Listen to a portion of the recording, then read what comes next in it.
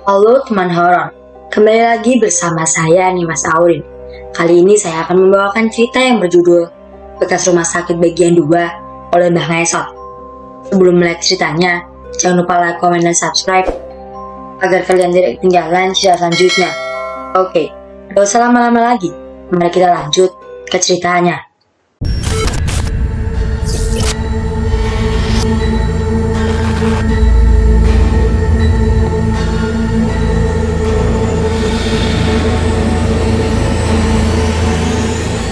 Bekas rumah sakit.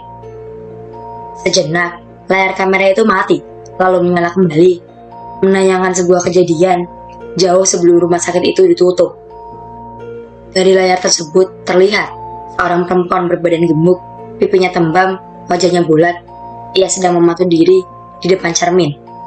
Ia adalah Aini, seorang mahasiswa keperawatan. Hari itu, ia harus tampil menarik karena dia akan melakukan praktik pertamanya di rumah sakit. Setelah merapikan posisi kerudungnya, ia merogoh handphone dari dalam saku baju. Jalan Kabayan. Ia membaca pelan alamat rumah sakit yang menjadi tempat praktiknya. Oh iya, di dekat rumah sakit Budi Bakti. Ia mengangguk setelah ingat alamat rumah sakit itu. Sebelum pergi, ia menyemprotkan parfum beraroma lembut ke tubuhnya.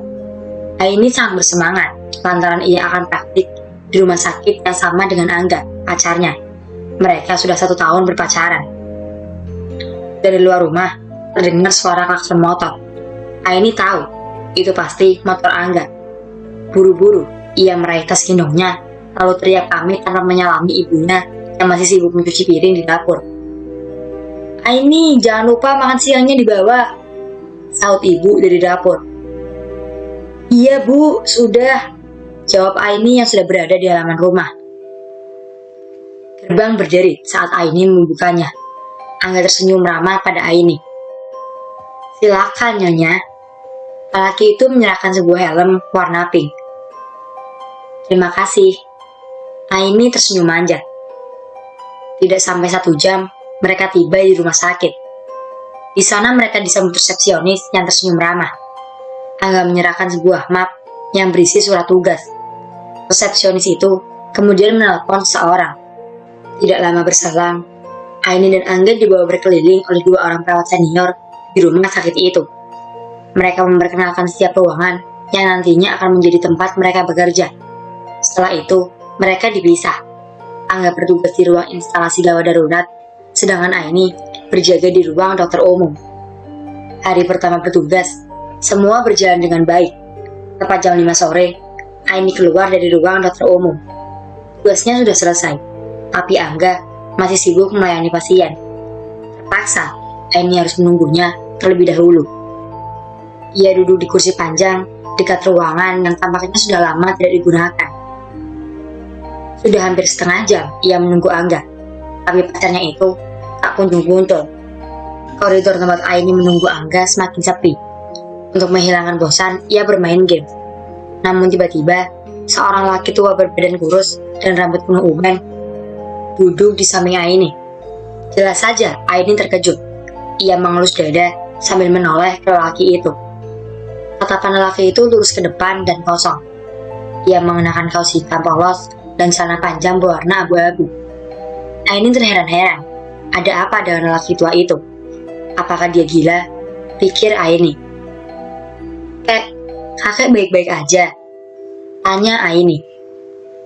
Lelaki tua itu tidak menjawab. Tatapannya lurus dan kosong. Kemudian, seorang dokter muncul dari ruangan dekat Aini duduk. Dokter itu mempersilahkan si lelaki tua untuk masuk. Perlahan lelaki itu bangkit, lalu berjalan gontai masuk ke dalam ruangan. Kamu mahasiswa praktik kan? Tanya dokter itu. Aini mengangguk. Kenalkan, aku Dokter Arwani. Bantu aku dulu yuk, ajak dokter itu. Tapi, Aini hendak menolak. Sebentar aja kok, bujuk Dokter Arwani. Dengan berat hati, Aini mengiyakannya.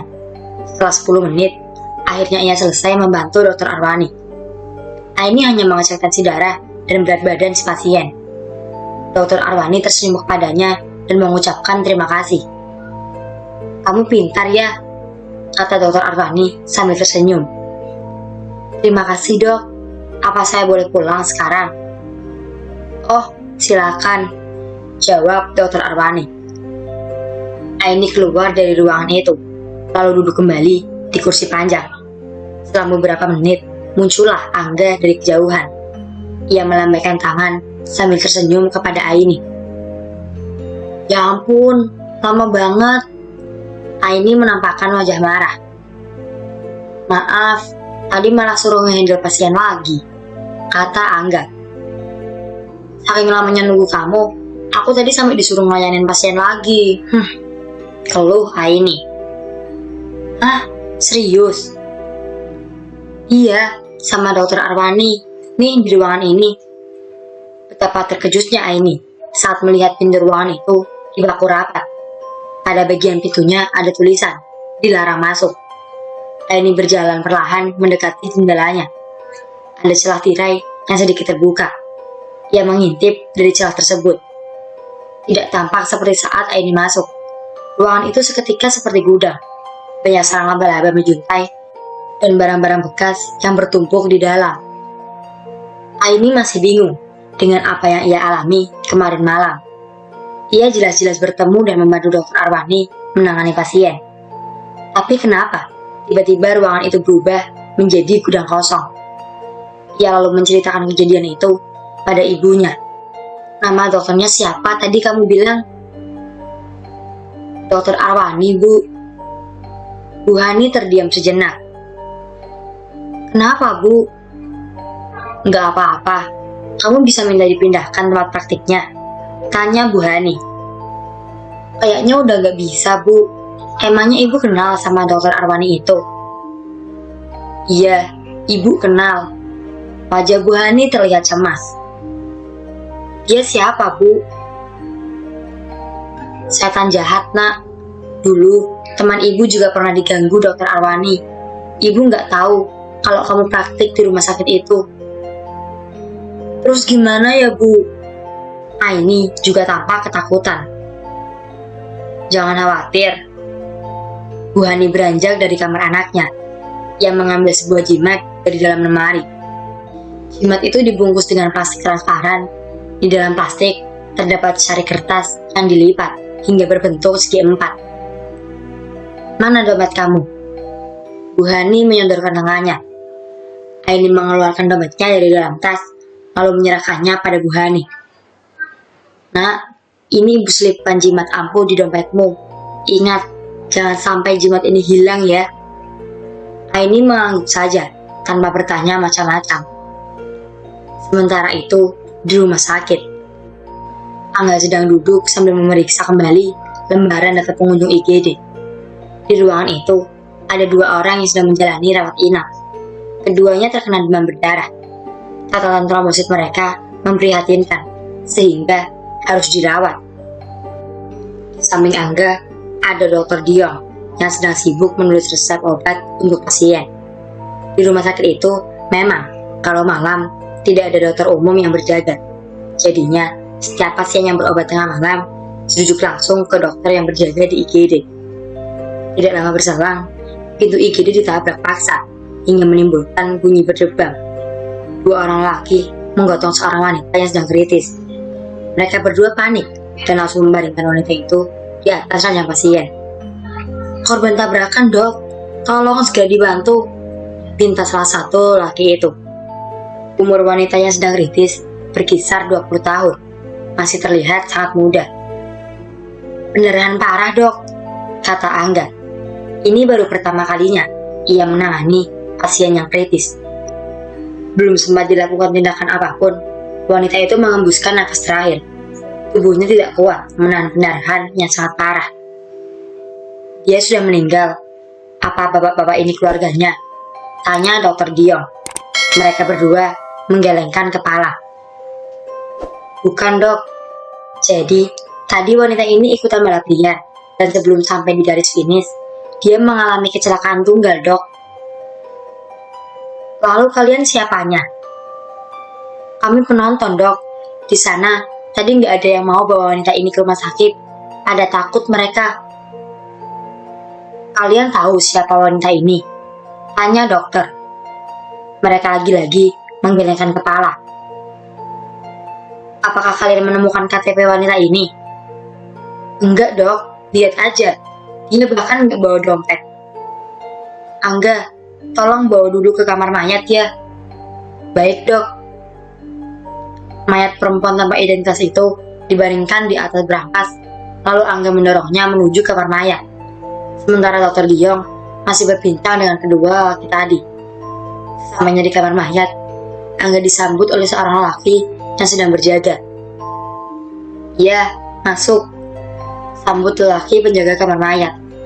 Dia sudah tua, rambutnya hitam berselang putih, badannya kurus kering, sampai-sampai urat di lengannya terlihat menonjol. "Sebentar ya, saya kasih penanda dulu mayatnya." Lelaki tua tampak sibuk mencari sesuatu di saku baju dan celananya. "Tuh, kunci lemarinya hilang. Di mana ya?" Dia menepuk jidat. "Serius pak?" Timpal Angga. "Iya. Oh, kayaknya ketinggalan di toilet. Kamu tunggu di sini dulu ya. Saya mau ambil kunci dulu." "Oke pak, jangan lama-lama ya." Akhirnya, Angga ditinggal sendirian di kamar mayat itu. Selama beberapa menit, lelaki tua itu tidak kunjung muncul. Angga mulai gelisah. Ia mondar-mandir di mulut pintu. Sekali mengecek jam tangannya. Ia harus segera ke IGD lagi. "Mas," tanpa Angga duga, terdengar suara seorang wanita menyapanya. Ia menoleh ke belakang. Betapa terkejutnya Angga saat melihat mayat wanita itu duduk sambil tersenyum kepadanya.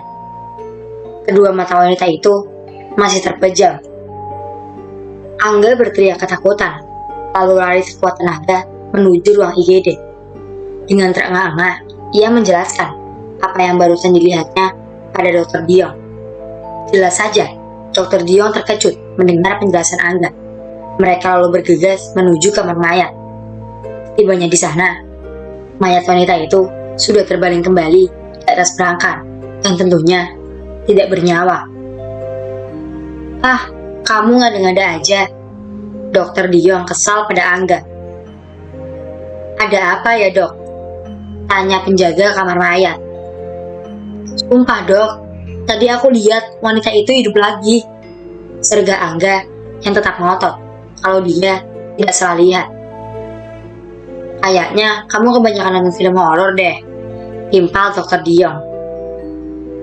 "Hah, hidup lagi? Kamunya aja kali yang penakut." Penjaga kamar mayat ketawa mendengar perkataan Angga. "Ya sudah, ayo kerja lagi." Dr. Diong beranjak dari sana. Sedangkan Angga masih berdiri di mulut pintu sambil menatap mayat wanita. Ia merasa ada yang tidak beres dengan rumah sakit ini. Lewat tengah malam, Angga pergi keluar rumah sakit untuk beristirahat. Kebetulan, tepat di depan rumah sakit ada pedagang nasi goreng. Ia menghampiri pedagang itu dan duduk di bangku pelanggan. "Sudah lama mangkal di sini, Bang?" tanya Angga basa-basi. "Wah, udah belasan tahun, Mas," jawab pedagang nasi goreng sambil sibuk memasak. "Udah lama juga ya, Bang?"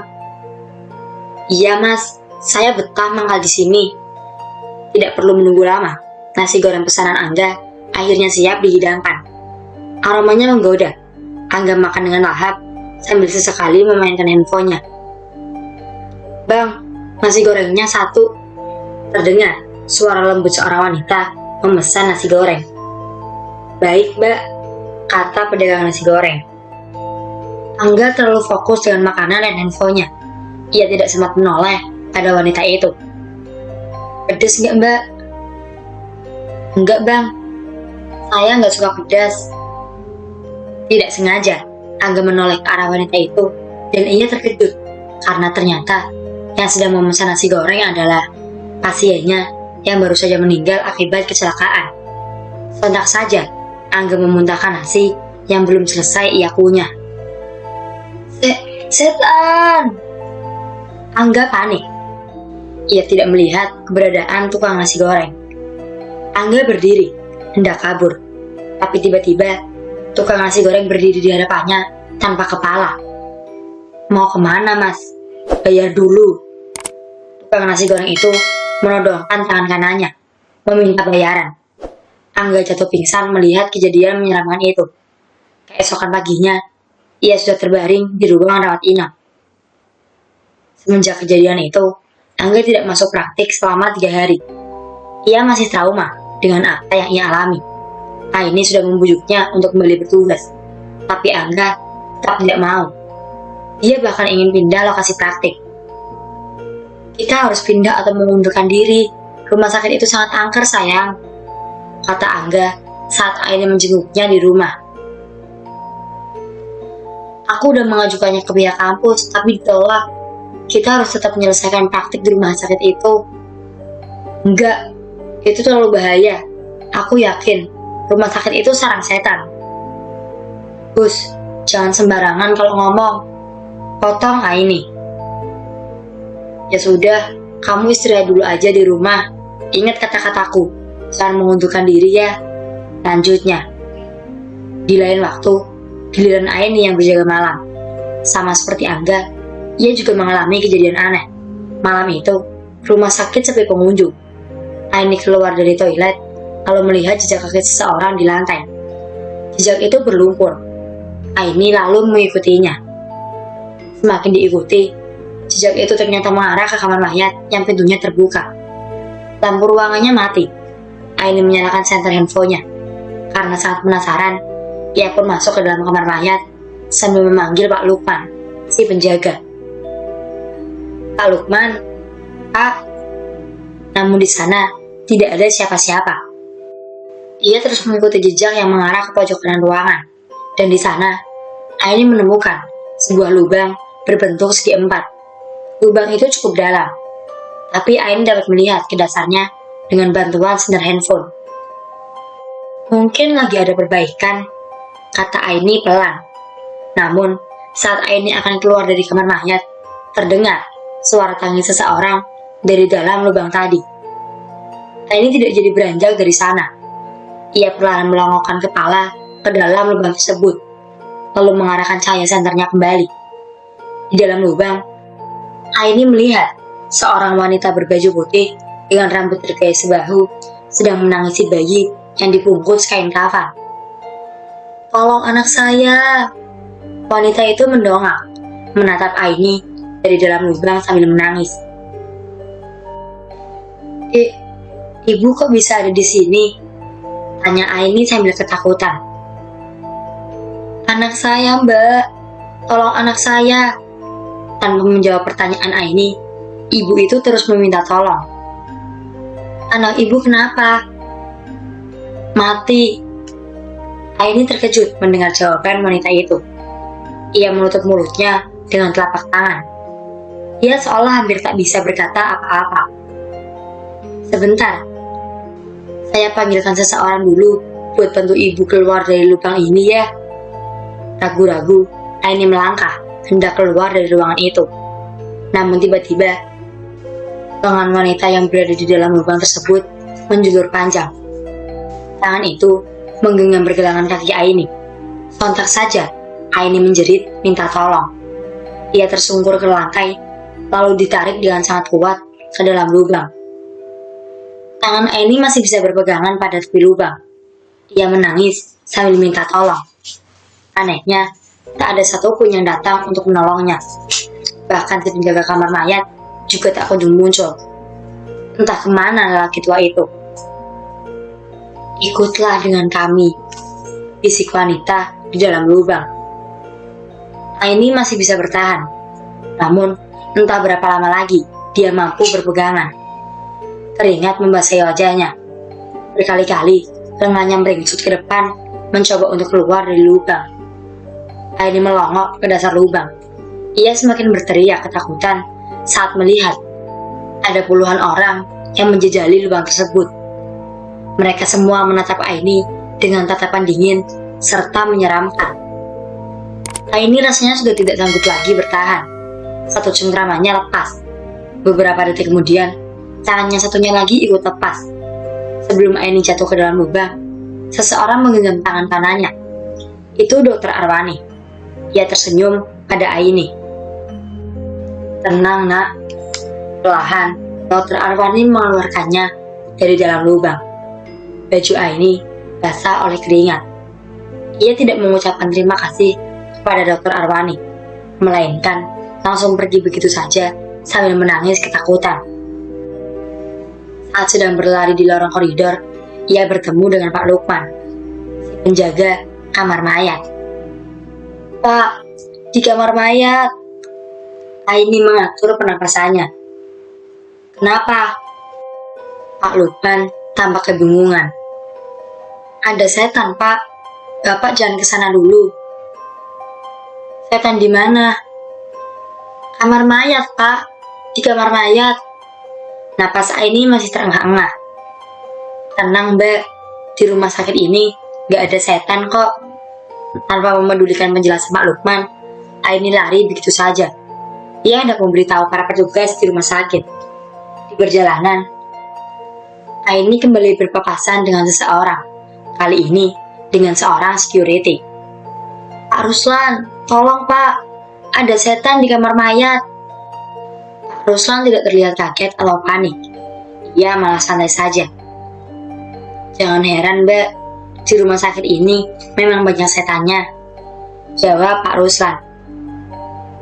"Yang penting, Mbak harus hati-hati aja. Yang sopan dan gak bicara macam-macam." "Ah, Bapak ini gimana sih? Malah nakut-nakutin." Aini meninggalkan Pak Ruslan dan berlari ke ruang IGD. Ada pasien yang sedang berobat. Kali ini, Aini sebisa mungkin tidak membuat kepanikan. Ia mengatur nafasnya, lalu membantu dokter untuk menangani pasien. Setelah pasien itu pulang, barulah Aini menceritakan apa yang dialaminya kepada dokter. Dengan didampingi para perawat lainnya, mereka mendatangi kamar mayat. Anehnya, lubang itu menghilang. Tidak ada apa-apa di kamar mayat itu. Di lain waktu, sebuah petunjuk tentang teka-teki yang dialami Aini mulai menemukan titik terang. Saat sedang membersihkan kamar ibunya, secara tidak sengaja, Aini menemukan sebuah buku catatan di kolong tempat tidur. Perlahan, Aini membukanya. Itu semacam buku diari. Aini kenal gaya tulisan itu. Jelas sekali kalau itu tulisan ibunya sendiri. Ia membaca halaman awal diari tersebut. "Dear Diary, sudah 4 hari aku melihat orang gila itu mondar-mandir di depan rumahku. Aku takut kalau dia berbuat macam-macam. Beberapa kali sudah kuusir, tapi dia selalu datang lagi." "Aini." Belum selesai Aini baca, ibunya datang lalu merebut paksa buku catatan itu. "Jangan sembarangan baca buku ibu, gak sopan." Ibu Aini marah. Ia lalu membakar buku catatan itu dan memarahi Aini habis-habisan. Beberapa kali Aini minta maaf. Tidak pernah Aini melihat ibunya semarah itu. Aini heran kenapa ibunya terlihat panik seperti itu. Kalau memang sekedar hanya catatan harian biasa, seharusnya tidak perlu sampai marah besar seperti itu. Dulu, Arwani adalah seorang dokter di rumah sakit Kabayan. Dia terkenal sebagai dokter yang sangat ramah. Ia menikahi gadis cantik yang juga seorang dokter. Namanya Arini. Setelah menikah, Arwani membeli rumah yang lokasinya tidak jauh dari tempat kerjanya. Tak lama kemudian, mereka dikaruniai seorang anak perempuan. Pada awalnya, semua berjalan baik-baik saja, hingga pada suatu malam, tragedi memilukan itu terjadi. Malam itu, hujan turun dengan deras. Arini sedang memasak nasi goreng di dapur, sedangkan Arwani belum pulang dari pekerjaannya. 3 orang lelaki berbadan besar mengendap masuk. Mereka hendak merampok rumah Arwani. Para rampok itu membobol jendela kamar. Mereka melihat ada seorang bayi yang terbaring di tempat tidur. Dengan cekatan, mereka menjarah lemari dan tempat-tempat yang memungkinkan adanya barang berharga. Saat mereka sedang sibuk menjarah lemari, Arini muncul dari mulut pintu. Ia terkejut bukan main. Seorang lelaki yang membawa linggis memukul kepala Arini dengan sangat keras, membuatnya jatuh berdebam ke lantai. Darah mengucur, membasahi lantai. Salah satu dari maling itu memeriksa keadaan Arini. Benturan di kepala Arini sangat keras, hingga membuatnya tewas seketika. Untuk lebih memastikannya, lelaki itu memeriksa denyut nadi di pergelangan tangan Arini. Gawat bro, dia tewas. Lu sih, mukulnya terlalu keras. Ia memarahi rekannya. Terus gimana? Tanya salah satu dari mereka. Biarkan aja, jawab lelaki yang sepertinya menjadi pemimpin di komplotan itu. Lalu bayinya? Biarin aja, si dokter itu pasti masih di rumah sakit. Setelah merasa mengantongi barang-barang berharga, mereka bergegas pergi meninggalkan Arini yang terkapar tak bernyawa. Bayi Arini menangis kencang, tapi tak ada tetangga yang datang ke rumah itu. 2 jam kemudian, Arwani akhirnya pulang. Ia heran, kenapa istrinya tak kunjung membukakan pintu. Dilihatnya, jendela kamar terbuka. Arwani mulai curiga, lalu buru-buru masuk melalui jendela tersebut. Dan betapa terkejutnya saat ia melihat Arini terkapar tak bernyawa di lantai. Ia menangis tak karuan sambil meminta tolong. Tak pernah terlintas dalam benak Arwani kalau ia akan kehilangan istrinya secepat itu. Setelah kejadian tragis itu, Arwani sering melamun sendiri hingga akhirnya dia menjadi gila. Ia tak pernah bekerja kembali. Bayinya tak terurus lalu diadopsi oleh Bu Hani, tetangganya sendiri. Semakin hari, kondisi Arwani semakin parah. Ia pergi dari rumah dan menjadi gelandangan. 3 tahun Arwani menghilang. Saat muncul kembali di depan rumah Bu Hani, tak ada satu orang pun yang mengenalinya. Lantaran tubuh Arwani sangat dekil, rambutnya panjang sepunggung, juga acak-acakan. Arwani sering muncul di depan rumah Bu Hani. Terkadang ia ingat akan anaknya, lalu melamun sepanjang hari. Warga mengusir orang gila itu karena dianggap meresahkan. Arwani sering terlihat di depan rumah sakit tempatnya dulu bekerja. Seketika, ia juga teringat kembali masa lalunya saat bekerja di rumah sakit itu. Selama berhari-hari, Arwani tidur di emperan belakang rumah sakit. Petugas keamanan sudah mengusirnya, tapi ia malah datang kembali ke rumah sakit itu. Karena bebal dan tidak mau pergi dari sana, suatu malam, saat Arwani sedang tidur, 2 orang security mengencingi wajahnya. Mereka tertawa terbahak-bahak melihat Arwani bangun sambil menampakkan wajah ketakutan. Mereka menendangi tubuh Arwani dengan sangat keras. Tapi kali ini Arwani tidak mau beranjak dari duduknya sama sekali. Ia memeluk dengkul sambil sesekali menatap wajah kedua security itu dengan tatapan menyedihkan. Karena jengkel, mereka berdua menarik paksa lengan Arwani, memaksanya untuk bangun. Arwani melenguh dan berontak. Ia tidak mau pergi dari tempat itu. Akhirnya, salah satu dari mereka menendang punggung Arwani. Ia tersungkur dengan sangat keras. Kepalanya membentur batu. Arwani tewas seketika. Dan cerita tentang bekas rumah sakit pun bersambung. Bagi kalian yang masih penasaran dengan ceritanya, jangan lupa tonton bekas rumah sakit di part selanjutnya.